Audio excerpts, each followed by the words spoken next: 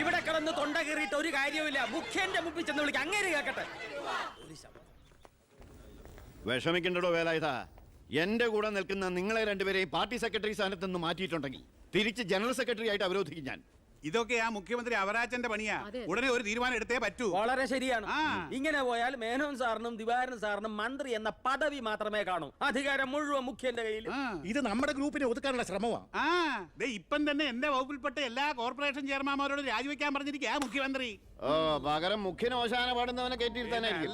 നടക്കുകയല്ല, രാജിവെക്കേണ്ടത് അയാളെ അവറാച്ചൻ. രാഷ്ട്രീയത്തിൽ 18 പഠിച്ച എന്റെ അടുത്ത് അയാളുടെ കളി.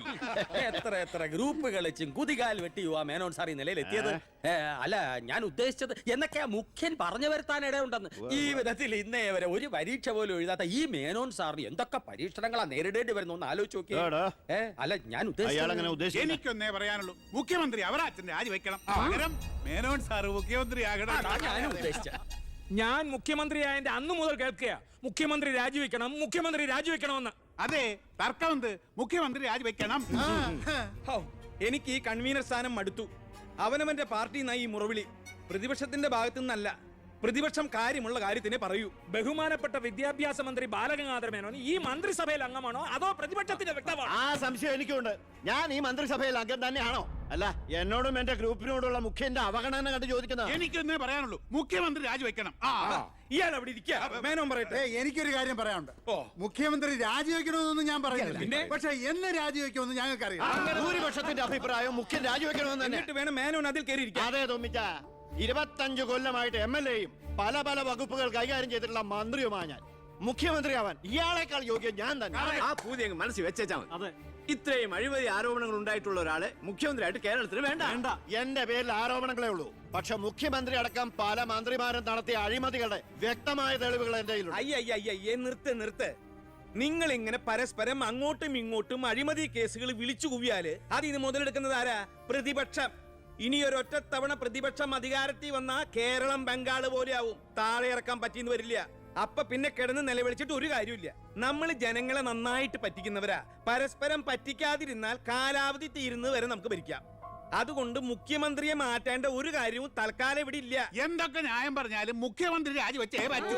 ദിവാകരത്താനിക്ക് ഇതല്ലാതെ വേറെ ഒന്നും പറയാൻ. ഈ മുഖ്യൻ ഈ രീതിയിൽ ഭരണം ഇനിയും തുടർന്നാൽ KDF അടുത്ത തെരഞ്ഞെടുപ്പിൽ പച്ച കൺവീനറെ, ഇതൊക്കെ പത്രക്കാരെയും TV-ക്കാരെയും വിളിച്ച് സർക്കാരിനെ കരിവാരി തേക്കാൻ ശ്രമിച്ചാൽ എനിക്കിതൊക്കെ ഹൈക്കമാൻഡിനോട് പറയേണ്ടി വരും. പേടിപ്പിക്കല്ലേ.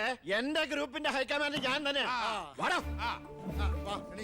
അവറാജ, അധികകാലം മുഖ്യമന്ത്രി കസേരയിൽ സുഖമായിട്ട് ഇരിക്കാമെന്ന് കരുതണ്ട. മുഖ്യമന്ത്രിയെ കൊണ്ട് രാജിവെപ്പിച്ചേ ഞാൻ അടങ്ങും.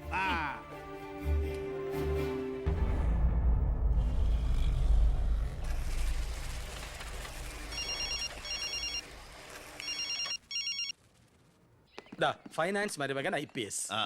എന്താ നീ ഉടൻ ദിവാകരന്റെ ഗസ്റ്റ് ഹൗസിൽ എത്തണം. ഓ, ഉടനെ എത്തിക്കോളാം. രഞ്ജി, പണം എടുത്ത് ലോക്കറി വേ. ശരി. അല്ല, നിങ്ങൾ ബസ് ഓണേഴ്സും തൊഴിലാളിയും തമ്മിലൊരു പരസ്പര വിട്ടുവീഴ്ചയ്ക്ക് തയ്യാറായില്ലെങ്കിൽ ഈ സമരം ഒത്തീർപ്പാക്കാൻ പറ്റുമെന്ന് എനിക്ക് തോന്നുന്നില്ല. Excuse me. കളക്ടർ മരുമകൻ IAS. ഹലോ. ഞാൻ ഗസ്റ്റ് ഹൗസിലുണ്ടാവും. ശരി സാർ, ഞാൻ വരാം. അപ്പൊ ഈ ചർച്ച തൽക്കാലം ഇവിടെ അവസാനിപ്പിക്കാം. നിങ്ങൾ പരസ്പരം ഒരു ധാരണയിൽ എത്തിയ ശേഷം എന്നെ അറിയിക്കൂ. ഓക്കെ. മുഖ്യനെ മാറ്റാൻ എന്റെ കൂടെ നിൽക്കാമെന്ന് വാക്ക് തന്നതാ തൊമ്പൻ ചാക്കോ. താൻ ആരോപണം ഉന്നയിച്ചാൽ മതി, ഞാൻ പിന്തുണച്ചോളാമെന്ന് പറഞ്ഞിട്ട് എന്നിട്ടിപ്പം മീറ്റിംഗിൽ മുഖ്യന് വേണ്ടി വാദിച്ചിരിക്കുന്നു. അല്ലെങ്കിൽ അവരാച്ചൻ ഒഴിഞ്ഞു പോയനെ. നായി നടന്നോണ്ട് ഒരു കാര്യമില്ല, നായ്ക്ക് ഇരിക്കാനോട്ട് നേരമില്ല എന്ന് മുഖ്യം പറയുന്ന ഞാൻ ഉദ്ദേശിച്ചത്.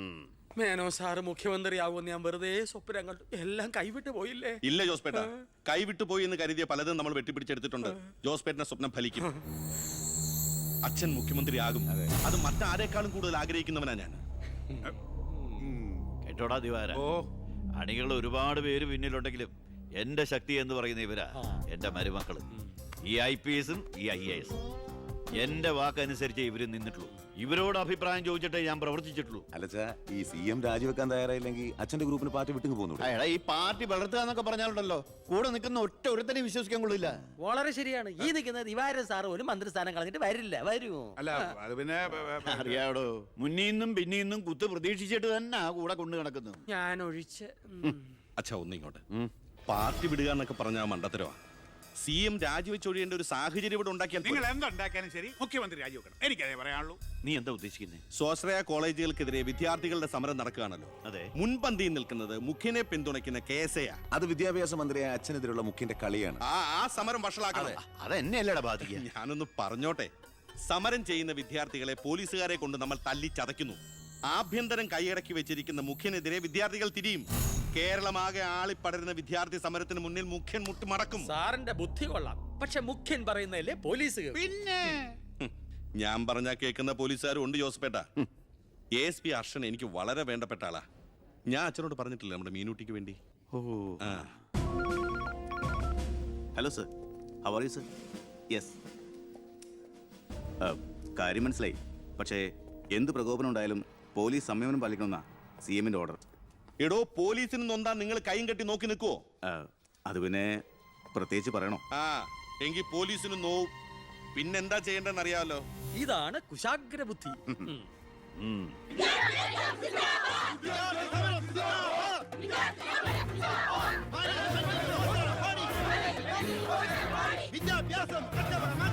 നിയമം കയ്യിലെടുത്ത് പൊതുജീവിതം സമർപ്പിക്കാൻ ആരും ശ്രമിക്കരുത്. Go back. I repeat, ദയവായി പിരിഞ്ഞു പോവുക. വിദ്യാർത്ഥി സമരം സിന്ദാബാദ്. Police go back. Police go back. Police go back. Police go back. Police go back. Police go back. Police go back.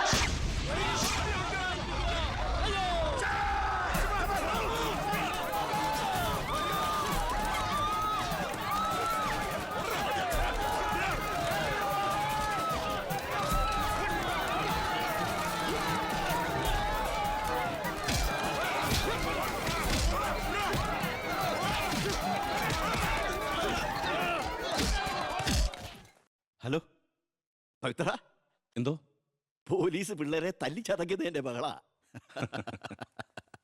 പവിത്ര, നിന്റെ താന്ത്രം ശരിക്കും ഏറ്റ് കേട്ടോ. അവിടെ പോലീസും പിള്ളേരും തമ്മിൽ പൊരിഞ്ഞ യുദ്ധം. ഇതോടെ മുഖ്യന്റെ പ്രതിച്ഛായ മാറിക്കിട്ടും. അച്ഛൻ നോക്കിക്കോ, ഇനി വിദ്യാർത്ഥികൾ ഇറങ്ങിയിരിക്കില്ല. കേരളക്കരയാകെ പ്രതിഷേധം കത്തിപ്പടരും.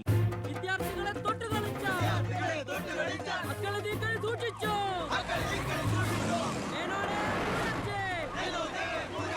തന്നെ ഞങ്ങൾ എടുത്തോളാം. വിദ്യാർത്ഥികളെ തൊട്ടുകളിച്ച മക്കളെ നീക്കൾ സൂക്ഷിച്ചു. വിദ്യാർത്ഥികളെ തെരുവിലിറക്കി. കളിക്കാൻ നോക്കണ്ട. സർ, യൂത്തിൽ ഇങ്ങനെ പ്രതിഷേധയാതെയാണ് നമുക്ക് റൂട്ടൊന്ന് ഡൈവേർട്ട് ചെയ്താൽ. ഇതിനാ അല്ല, എടോ, മന്ത്രിയെ പ്രൊട്ടക്ട് ചെയ്യാൻ കഴിഞ്ഞില്ലേ പിന്നെ നിങ്ങൾ എന്തിനാ മുന്നിൽ പിന്നിൽ നടക്കണം? അവരെ പിടിച്ച് മാറ്റോ? Yes sir. ഗ്രൂപ്പ് തർക്കം പരിഹരിക്കാൻ കേന്ദ്ര നിരീക്ഷകൻ എത്തിയ ദിവസം കൊള്ളാം. എല്ലാം നേരിട്ടുണ്ട്, മനസ്സിലാക്കട്ടെ. പ്ലീസ് നിർത്തൂ പ്ലീസ്. ദയവേത് നിങ്ങൾ പിരിഞ്ഞു പോകണം, അല്ലെങ്കിൽ മന്ത്രിയെ പോകാൻ അനുവദിക്കും. മേനോനെ മൂരാച്ചേ രാജിവെച്ചു പുറത്തു പോകും. ആ വണ്ടി ഇടറോ. വണ്ടി ഇവിടെ വരട്ടെ. ആ കടന്നു വരുന്ന ആളത്ര ശരിയല്ല.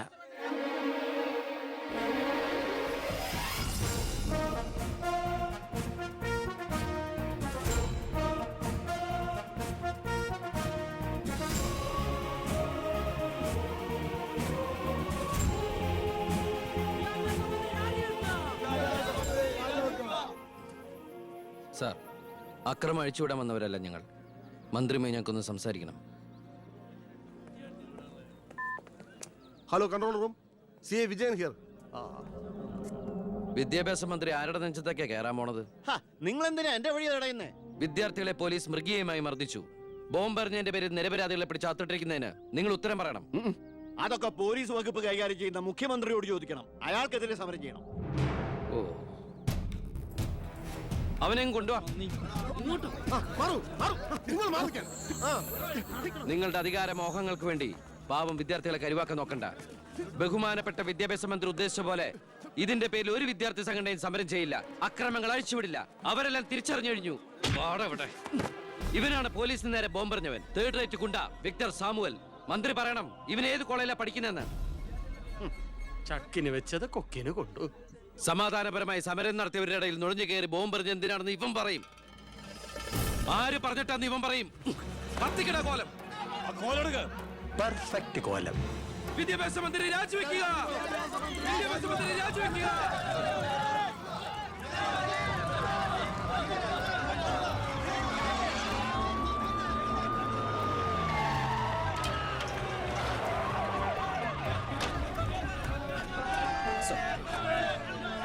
നേരം ഈ നടുറോട്ടിൽ കിടക്കുന്നത് അടിച്ചു മാറ്റണം എല്ലാത്തിനും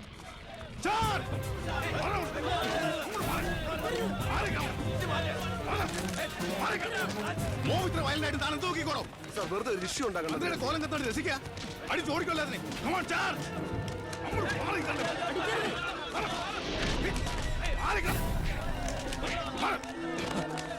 നമുക്ക് നിൽക്കാതെ ഓടി രക്ഷപ്പെടാൻ നോക്കൂ വേഗം ഓടിപ്പോടും